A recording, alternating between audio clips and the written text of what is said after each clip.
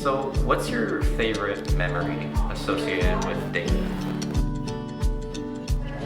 One of my favorite things is for Christmas one year, he had like a Bible customized, and it was like leather, and then he had written, like he had engraved like a couple Bible verses and then like an actual like little love note. And I think one of the verses was, I am my beloved, and my beloved is mine. And then the other one was, I found the one whom my soul loves. And like in the book of Solomon, you okay? Oh, I'm good. Okay. Totally. That's really sweet. It's kind of like that book represents like not only like man and wife, but also like Jesus and his love for like his church. And so not only is it like my soul loves Jesus, but it's also he's given me another person to love in that way. So it's one of my favorite things. Who gives this woman away? Well, I did. I vow to love you forever and always, to cherish you and to hold dear to you in good times and bad, to love you when the light shines till the sun sets on our time together and we're put to rest.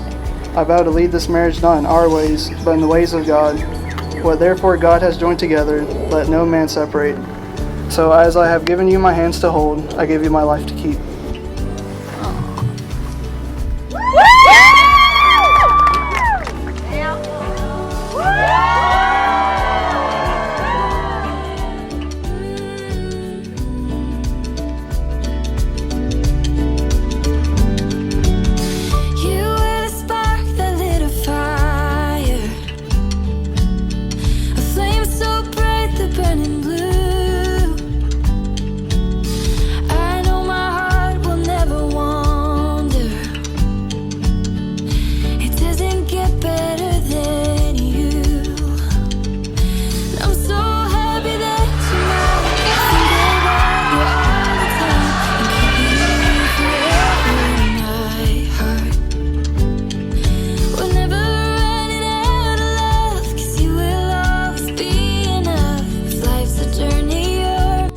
I'm very proud of y'all, known y'all since high school, and I love y'all very much.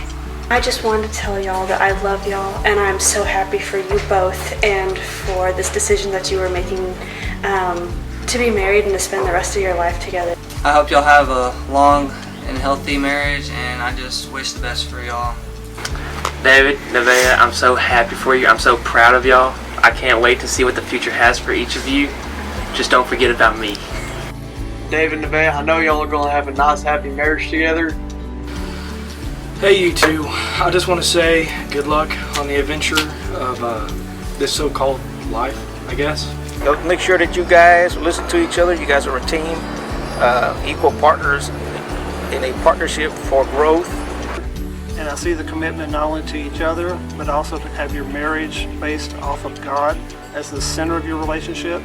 If I can tell you one thing, no matter what comes in life, trials, tribulations, joys, abundant, always keep God as the center of your life, and you will be able to go through anything together.